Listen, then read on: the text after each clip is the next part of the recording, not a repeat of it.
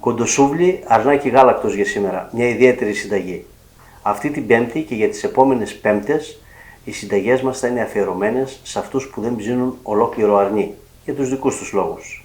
Είμαστε οι αδερφοί Μαλιόρα, είμαι ο Γιώργος. Και εγώ Ανδρέας. Μαζί σχεδιάσαμε και κατασκευάζουμε τις ψισταριές Άμπερκιου.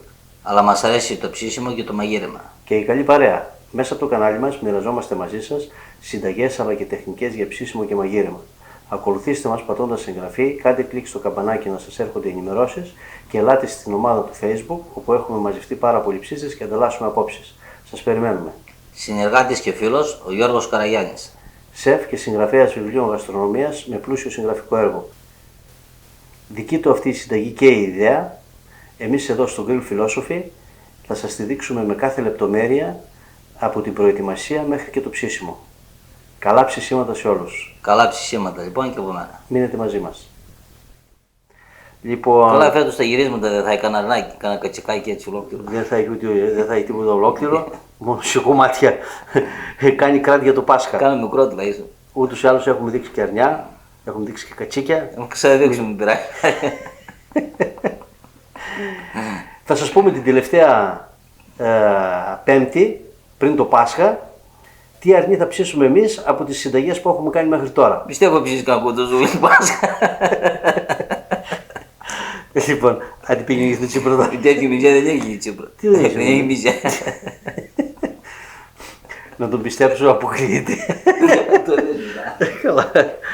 Λοιπόν, άντε να σας πω εγώ τώρα εδώ πέρα πώς θα το ετοιμάσουμε αυτό, γιατί έχει μπαχαρικά εκλεκτά, επιλεγμένα από το φίλο μας τον Γιώργο, με μεγάλη προσοχή, και πιστεύω ότι το γευστικό αποτέλεσμα θα είναι μοναδικό, γιατί εκτός από την καρύκευση έχουμε κι άλλα. Πάμε να τα δούμε ένα-ένα.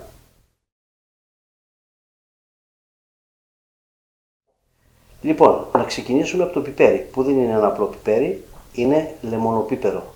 Δηλαδή πιπέρι, χοντρά τριμμένο και αποξηραμένο λεμόνι. 5 γραμμάρια. Γιατί έχουμε 2,5 κιλά κρέας, θα μιλήσουμε μετά για το κρέας. Έχουμε 5 γραμμάρια κόλιανδρο. Έχουμε αλάτι, 25 γραμμάρια. Δεν βάζουμε πολύ αλάτι, θα δείτε μετά στη συνέχεια για ποιο λόγο. Θα χτυπήσουμε πρώτα αυτά και μετά θα πούμε για τα υπόλοιπα. Θα τα προσθέσουμε και αυτά μετά στο γουδί εδώ. Αλλά ας μην είναι πολλά στην αρχή για να μπορέσει ο κόλιανδρος να θρηματιστεί καλά μαζί με το αλάτι. Έτοιμη η πρώτη φάση. Λοιπόν, εδώ έχουμε 5 γραμμάρια σκόνη μουστάρδας. Επιλέξτε μια καλή σκόνη μουστάρδας. 2 κουταλιές του γλυκού θυμάρι. 2 κουταλιές του γλυκού καλή ρίγανη. Και 5 γραμμάρια σουμάκ. Δεν θα μπορούσε να λείπει το αρνάκι. Εξαιρετικό μπαχαρικό. Τα αναμειγνύουμε και αυτά όλα μαζί για να βγάλουν και τα μυρωδικά, η ρίγανη και το θυμάρι, τα αρώματά τους. Λοιπόν, είμαστε έτοιμοι και πάμε να καρικεύσουμε. Λοιπόν, να πούμε πρώτα για το αρνί. Έχουμε ξεκοκαλίσει 3 μικρά μπουτάκια από αρνάκι γάλακτος. Είναι σημαντικό να είναι μικρό. Έχουμε κόψει τα κομμάτια σε αυτό το μέγεθος που βλέπετε περίπου.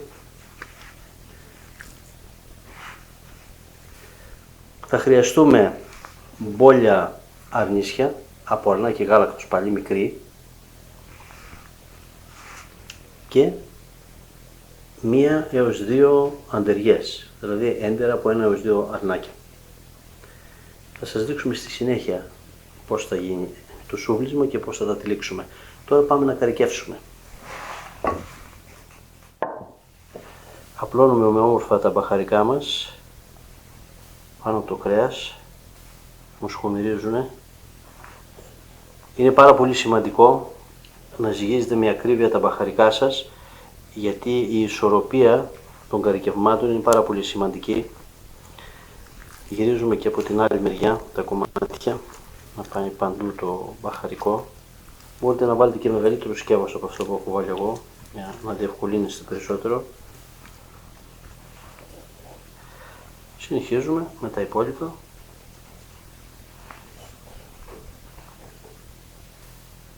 Τώρα θα κάνουμε ένα ανακάτεμα. Καλό. Θα ξαναπροσθέσουμε πάλι τα μπαχαρικά μας με το αλάτι μας. Είναι μια καταπληκτική ιδέα για όλους εσάς που δεν θα ψήσετε ολόκληρο αρνί για διάφορους λόγους, όπως είπα. Σας δίνουμε εδώ μια ιδέα μοναδική για να κάνετε ένα μοναδικό, ένα εξαιρετικό κουντουσούβλι με αρνάκι γάλακτος. Κάνουμε ένα τελευταίο καλό ανακάτεμα, έτσι, και εδώ τώρα θα προσθέσουμε για 2,5 κιλά κρέας που είναι αυτό εδώ 70 ml εξαιρετικό παρθένο ελαιόλαδο. Εδώ σε αυτή τη συνταγή χρησιμοποιούμε ελαιόλαδο, εδώ το χρειαζόμαστε και δεν βάζουμε ηλιέλαιο όπως συνήθως. Σας είπα, το χρησιμοποιούμε το ελαιόλαδο σε εξαιρετικές περιπτώσεις όταν θέλουμε ακριβώς αυτό το άρωμά του. Εδώ σε αυτή τη συνταγή προτείνουμε αυτό το λάδι. Ένα καλό μασάζ. Αφήστε τα κομμάτια του κρέατος για 2 ώρες τουλάχιστον να μαριναριστούν. Όσος χρόνος δηλαδή χρειάζεται για να απορροφήσει το κρέας αρκετό από το αλάτι και να αλατιστεί σε πιο βάθος. Μπορείτε να τα αφήσετε και πιο πολύ, και 6 ώρες, αλλά και ένα 24ωρο ακόμα. Θα ήταν ακόμα καλύτερα. Λοιπόν, πάνω εδώ τα τσίπουρα, γιατί ο Ανδρέας τελικά κάτι έκανε. Δεν ξέρω τι, αλλά κάτι έκανε. Όχι που δεν θα έκανες. Γιατί δεν θα κάνω τόσες ώρες. Εσύ το πίστεψε. Είναι ότι πώς να το πίστεψε, αντί γεια μας.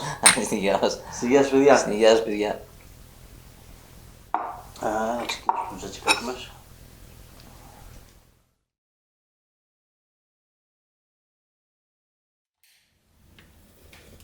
Τα κάρβουνα άναψαν και τα προσανάματα ως συνήθως στην κορυφή. Γιατί τα κάρβουνα ανάβουν από πάνω προς τα κάτω. Εύκολα, γρήγορα και χωρίς καπνό. Ανοίγουμε την μπόλια με χλιαρό νερό, την ξυπνάμε σε χλιαρό νερό και αυτή απλώνει. Και μετά τη βάζουμε απάνω στα κομμάτια του κρέατος, έτσι. Βλέπετε εδώ σχεδόν έχει έρθει σε ίσα. Βάζουμε έτσι εδώ.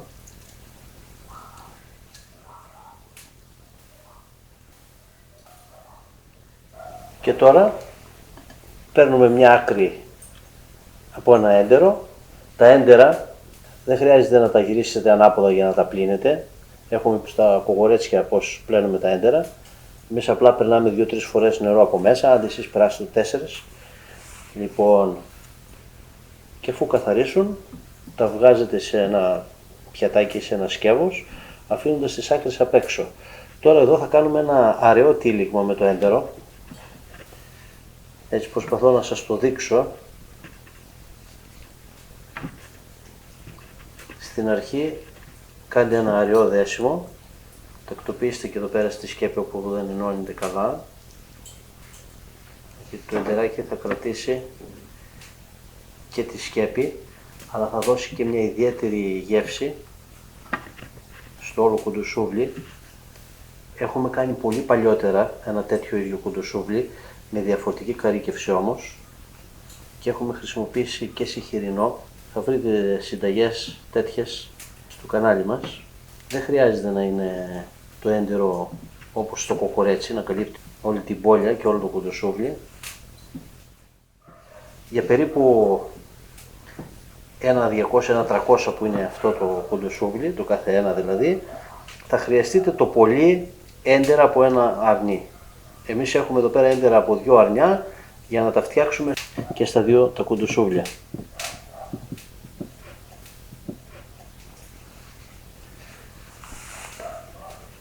Θα το πάρουμε εδώ στο εδώ. Εδώ. Το ρίξουμε εδώ, κάτσε να το δέσω πρώτα. Είναι μια επίπονη διαδικασία, αλλά θα σας ανταμείψει το αποτέλεσμα. Είναι η πρότασή μας για εσάς που δεν θα ψήσετε ολόκληρο αρνί. Στις επόμενες μέρες θα σας έχουμε και άλλες προτάσεις. Ξεκινάμε από το κοντοσούβλι.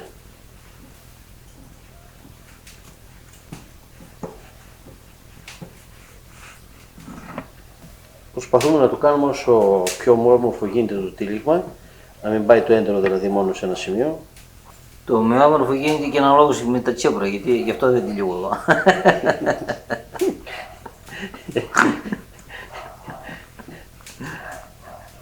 Έτσι. Αυτό. Σε λίγο θα τελειώσει και αυτό το κομμάτι και έχουμε τυλίξει ένα έντερο σε ένα κοντοσούβλι. Έχουμε σουβλήσει σε 2 σούβλες. Οι περισσότεροι που μας παρακολουθείτε ξέρετε για ποιο λόγο το κάνουμε. Θα σας το δείξουμε και στην ώρα του ψησίματος γιατί κάνουμε 2 σούβλες και όχι μία. Λοιπόν, και τελειώνουμε τώρα το τυλίγμα. Αυτό είναι αρκετό. Δεν θέλουμε πολύ περισσότερο και λίγο λιγότερο να είναι, καλά είναι.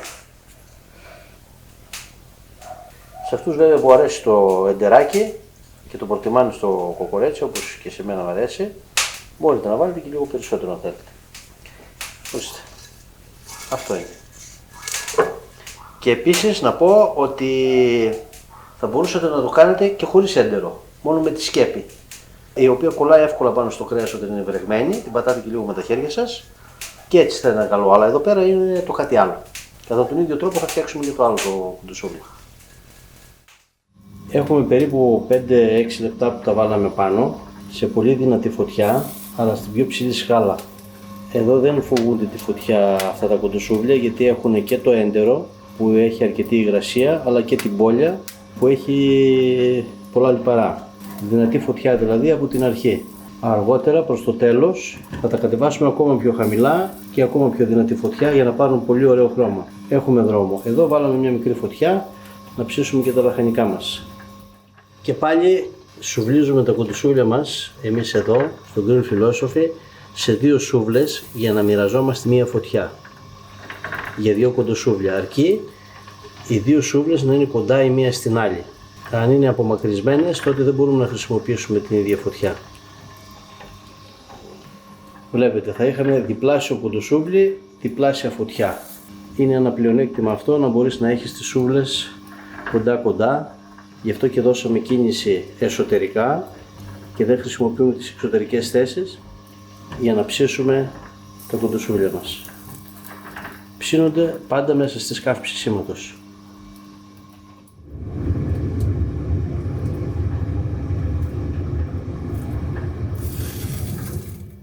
Τώρα βάλαμε και τα λαχανικά μας, μελιτζάνες σε κομμάτια, ολόκληρη και πιπεριές φλωρίνης. Ψήνουμε σε πολύ δυνατή φωτιά, αντέχει το χέρι μας 3-4 δευτερόλεπτα και φυσικά ψήνουμε στην πάνω σκάλα γιατί η φωτιά μας είναι πάρα πολύ δυνατή. Στο τελευταίο στάδιο ψησίματος θα κατέβουμε ακόμα πιο χαμηλά και θα δυναμώσουμε ακόμα πιο πολύ τη φωτιά.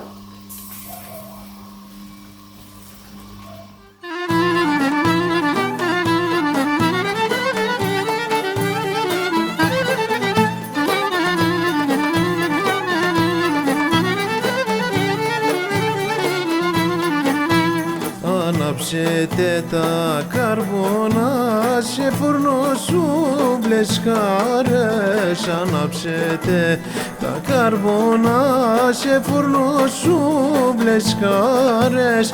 Μαζέψτε την παρέα σας γύρω πορές τάβλες. Μαζέψτε την παρέα σας γύρω πορές τάβλες.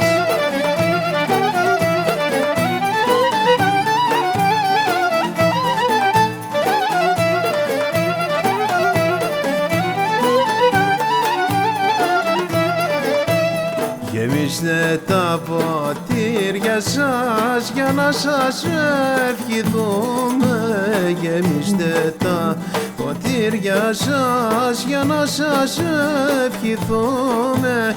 καλά ψήσιμα παιδιά, ζωή μια μόνο ζούμε. Καλά ψήσιμα παιδιά, ζωή μια μόνο ζούμε. Είμαστε στη μία ώρα και τα λαχανικά μας σχεδόν είναι έτοιμα, θα τα βγάλουμε σε λίγο. Εξακολουθούμε να ψήνουμε στην πάνω θέση γιατί έχουμε δυνατή φωτιά. Πριν από λίγο μέτρησα τη θερμοκρασία εκείνη στους 67 βαθμούς εσωτερικά. Θέλουμε να πάμε περίπου στους 80 και 85. Δεν φοβόμαστε μη στεγνώσει γιατί έχουμε την πόλια, είναι κλεισμένο καλά, έχουμε το έντερο που έχει υγρασία απ' έξω. Θα το πάμε στους 80 με 85 βαθμούς. Έχουμε δρόμο ακόμα και θα συνεχίσουμε να ψήνουμε σε αυτή τη θέση. Στους 72 βαθμούς εσωτερική θερμοκρασία θα κατεβάσουμε πιο χαμηλά και θα ψήσουμε μέχρι να φτάσουμε, είπαμε, στους 80 με 85 βαθμούς εσωτερικά. Μια μικρή παρέμβαση, ρίχνουμε αλάτι, πιπέρι και λίγη ρίγανη. Τις δοσολογίες θα σας τις πούμε στο τέλος γιατί δεν τελειώσαμε ακόμα με αυτό το μείγμα.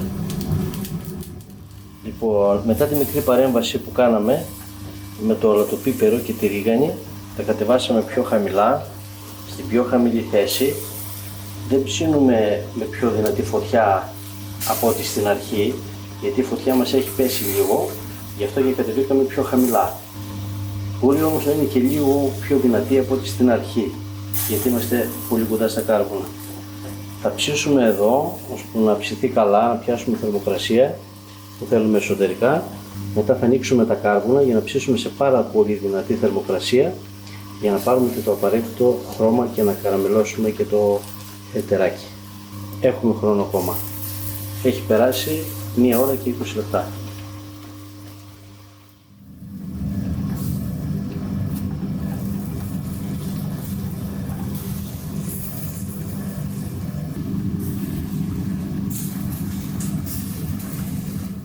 Εσωτερική θερμοκρασία 86 βαθμούς. Απλά το αφήνουμε να πάρει χρώμα. Δηλαδή σε 5-6 λεπτά θα βγει. Και ψήνουμε σε πάρα πολύ δυνατή φωτιά. Βλέπετε τι ωραίο χρώμα έχει πάρει.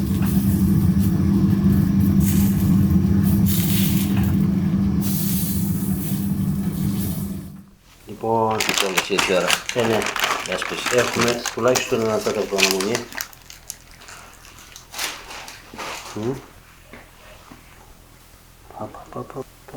Παναγία μου. Να παρκάρουμε ένα στην άκρη για να κόψουμε ένα. Κόψουμε αυτό εδώ.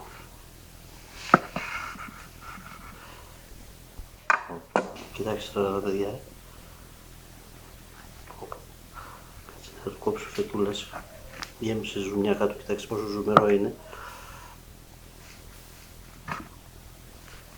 Θα κόβετε τις φετούλες, σούψαν τα σάλια, μου φαίνεται. Έτσι φαίνεται καθόλου. Οκ.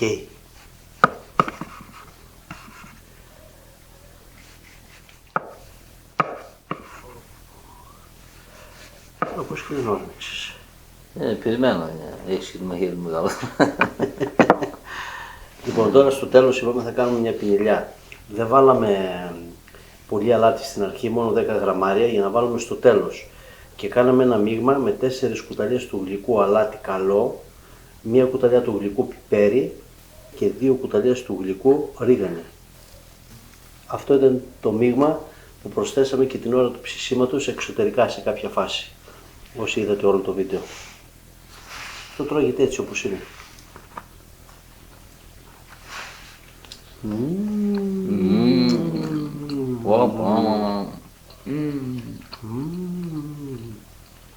Αν μου φαίνεται τέτοιο θα ψήσουμε το Πάσχα.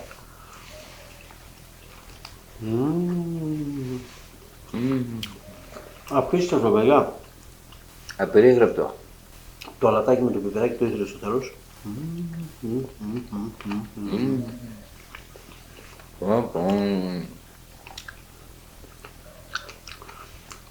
Η καρύκευση του κρέατος που μας σύστησε ο φίλος μας ο Γιώργος είναι εξαιρετικά ισορροπημένη, πάρα πολύ διακριτική και έχει δώσει απίθανη γεύση στο κρέας, χωρίς να καταλαβαίνει κάποιος ότι εδώ έχει γίνει κάποια παρέμβαση με μπαχαρικά. Και αυτή είναι η μαγεία στη χρήση των μπαχαρικών. Πράγμα είναι αυτό.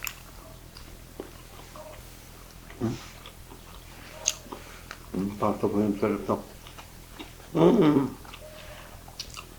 Και το εντεράκι. Τέλειο. Το κάτι άλλο.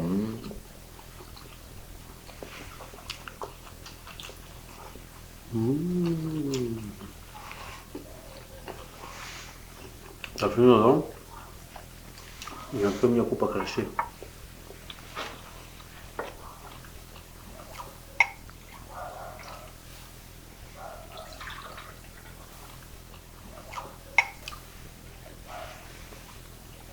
Για μας. Άντε στην υγεία μας. Στην υγεία σας, παιδιά. Στην υγεία σας, παιδιά.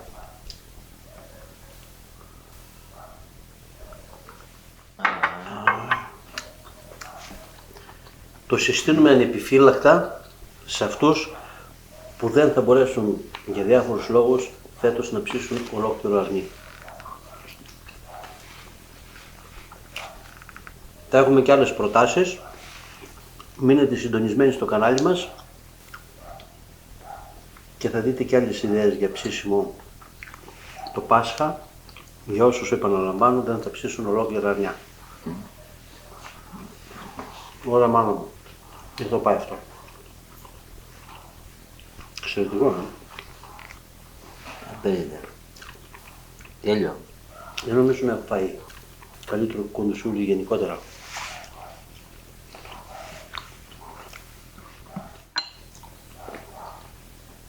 Κάτι φάγαμε με τη σούβλα. Το έντερο είναι όλα τα λεφτά. Στην αρχή του βίντεο σας είπα ότι μπορείτε να το ψήσετε και χωρίς το έντερο, μόνο με την μπόλια.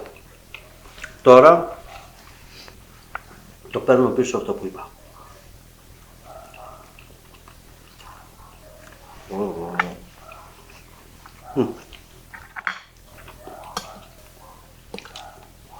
Και τα σαλατικά μας με μπόλικο σκορδάκι. Το κατάλαβες το σκόρδο? Μόνο. Αυτά είναι. Γιώργο, εξαιρετική ιδέα σου. Γιώργο, τέλειο. Δεν έχω ξαναφάει κάτι παρόμοιο. Έτσι.